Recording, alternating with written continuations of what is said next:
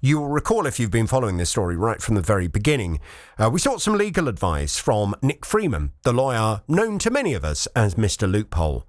And Nick's argument right from the very beginning was, from a legal perspective, it's unacceptable for the council to use this particular littering legislation to fine people for urinating. Because in these circumstances, urinating cannot be classed as litter.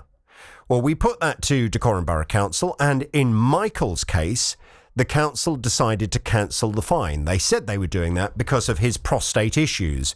Well, other people then came forward, as you know, and it transpires over 760 people have been fined for urinating in that same lay-by. The latest of which came to my programme is Barry in Hemel. He's on the line now. Hello, Barry. Hello, Jonathan. Hi, Barry. So just remind everyone, when were you fined for urinating in that lay-by? Oh, God, it must be about 12 weeks now. Right. 13 weeks, something like that. But it was this year. It was after Christmas. Yeah. Okay. Now, Dacorum Borough Council, as you know, were notified by this programme and indeed by Nick Freeman that it was not, in his legal view, acceptable for them to use that legislation to be fining people. The council now says that they have not issued any fines since the 19th of January. They have put a pause on fining people, and they are currently carrying out a review as to whether or not their practices in this area are acceptable or not. Well, Nick, as you know from our last conversation, was very, very annoyed that the council have continued to fine people in this way up until the 19th of January, because his advice to the council was that they shouldn't be doing that last year.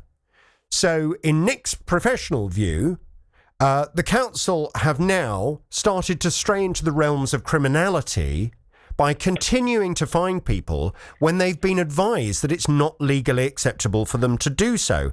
And that starts to stray into the realms of fraud.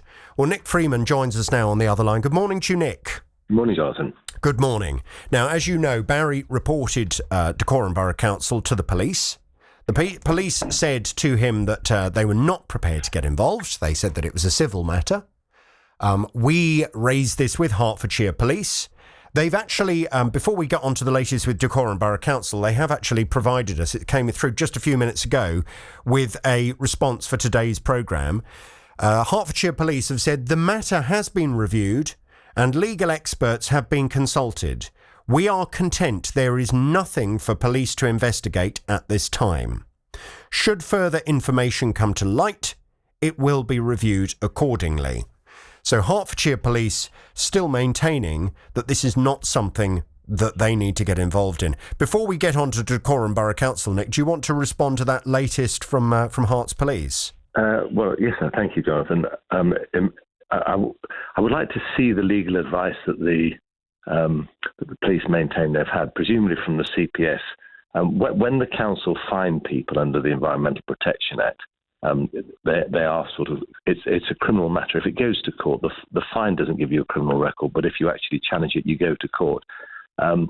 In my view, when a public body is put on notice that they do not have power to raise money, that they're warned of that, there's authority to support it, they've actually got legal advice. We heard on previously they asked one question which was designed to achieve a specific answer, which in itself suggests dishonesty in my view. So when money is dishonestly obtained from the taxpayer, it's obtaining a pecuniary advantage by deception. It used to be, just for your listeners, Section 15 of the 1968 Theft Act. It's now fraud. And my view is the police simply just, because there are 760 odd people involved, they just probably don't have the resources, so that just batting it back, as they often do when they don't want to do their job, and say, look, it's not for us. It is for them. It is a criminal matter, and I would advise Barry to make a formal complaint and to report the matter to the complaints authority, and also to the head of police in his area, in this particular county, and see what reaction they get, because it is criminal. It is a criminal offence, and when I have a view about something, I always like to bounce it back, and I've got a very eminent QC pal, and he said straight away, "You're absolutely right. This is a criminal offence." So armed with that information, I hope the police might just have a further look at it, or if they're quite confident it isn't, let's see their legal advice. It must be in writing, and then we can begin to understand why they say they don't have a legal duty at taxpayers' expense to investigate this. Now, regarding Dacorum Borough Council, as you know, I have asked them several times now to share with us the legal advice that they have received, because they are maintaining that the legal advice they have received states that they were perfectly entitled to fine people for urinating in that lay-by using that particular piece of legislation. So we've asked them to share with us that advice that they've received and to share with us who has provided them with that legal advice. And Dacorum Borough Council have refused to do so. They have simply said that because of privacy and confidentiality, they are not prepared to share the identity of the KC that they have sought advice from. Their last statement reads as follows: the legal advice the council received from King's Counsel is confidential and subject to legal privilege, and therefore will not be released. However, it confirms our position that urination can be considered littering. Therefore, whilst we have heard the views expressed by the lawyer who has appeared on your programme, we do not agree with his opinion. We continue to listen to representations from those who have been issued with FPNs, but feel there are mitigating circumstances, for example, medical grounds. When these facts are presented, we have rescinded the FPN as demonstrated in the case of Michael Mason and others on your show. We will not be commenting any further until our review of enforcement processes in this area is complete. Now, Nick, do you want to respond to them? Because they're obviously suggesting that they don't agree with your legal view. Absolutely. And obviously they're entitled to that opinion. So several observations. The first observation is if somebody makes such a serious allegation of the sort that I've made against Dacorum Council, and they have KC's advice that I'm actually wrong, you think that they will be jumping at the bit to say, hey, here you are, Mr. Freeman, this is what we've got. Now, argue your way out of that one. No, they're not doing that. Completely the contrary. And they are right, Jonathan. Any legal advice that, if you're my client and I provide you with legal advice, that legal advice is subject to what's called legal professional privilege and confidentiality.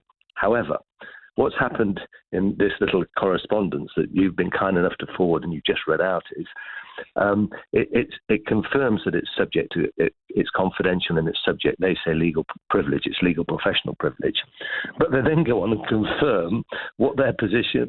That it confirms our position that urination can be considered littering. So they've then selected a part of that and told you that they're okay in doing what they're doing. So they've actually waived the professional privilege that would have applied to them. It no longer applies.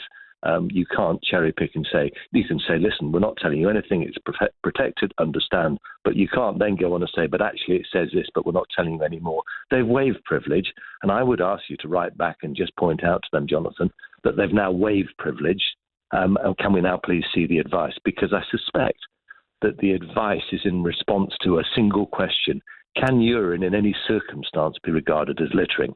And we've discussed on the programme some time ago, under the Public Order Act, if somebody urinates against a shop window in a street, then of course that could be classified as littering in those circumstances, but not under the Environmental Protection Act in these particular circumstances when we're talking about a lay-by, urine being discarded in grass, bushes, etc., or in a lay-by.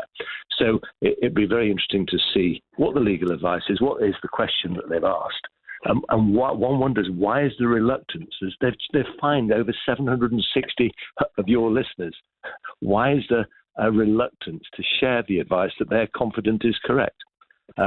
They also go on, and I'll just briefly make this point and talk about mitigation and say if there are medical grounds, then people are entitled to a reimbursement. That's very generous, very noble of them. And my advice is every single person who has been fined for urinating in this particular lay-by is entitled to a refund, a reimbursement. It doesn't matter whether you've got an enlarged prostate, you needed to go to the loo or not.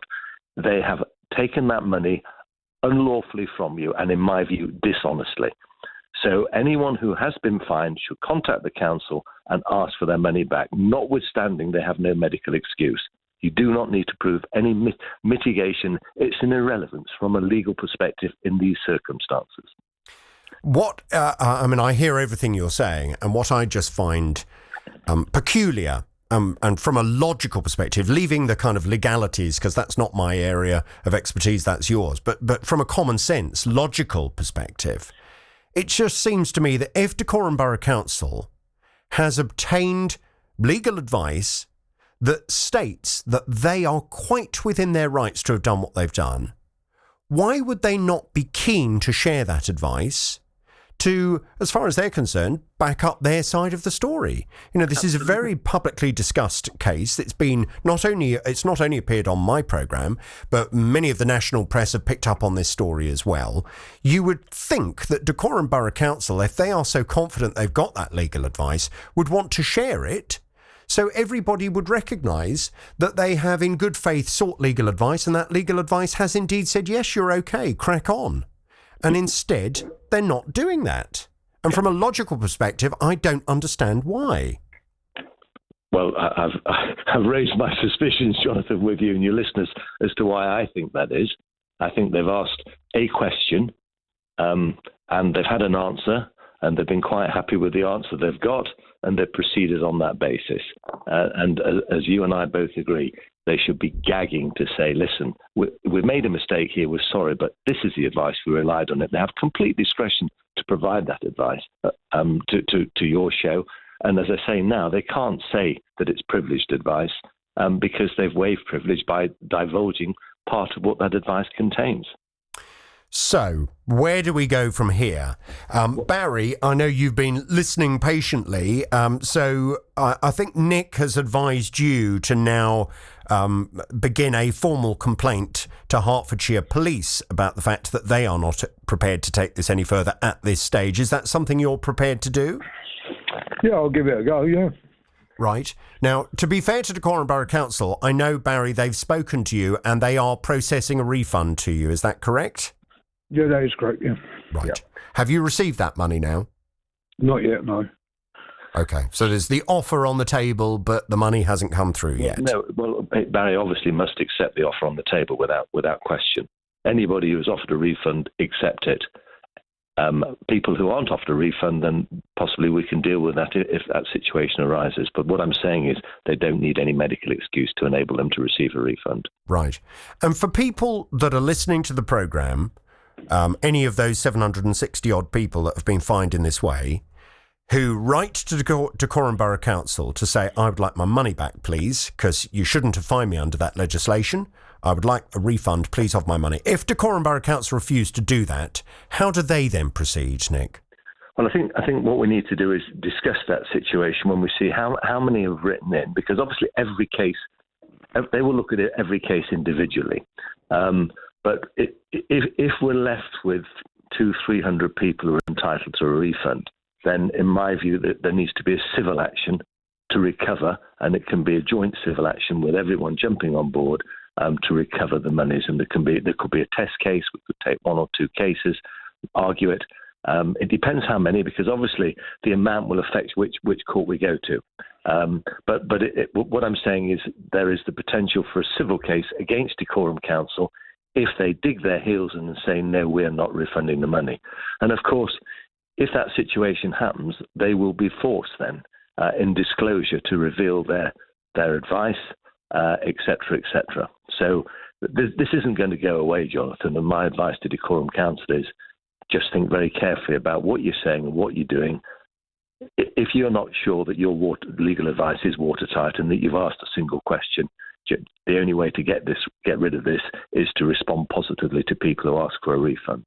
Now, I noted during that you just said it would depend on which court we go to. Are you suggesting on this programme then that you would like to be involved if legal action becomes necessary?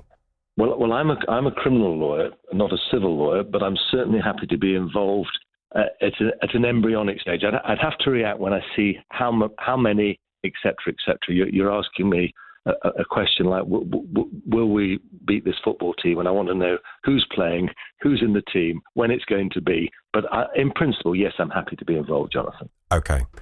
Very interesting. Thank you very much indeed to Nick Freeman, the lawyer known as Mr. Loophole.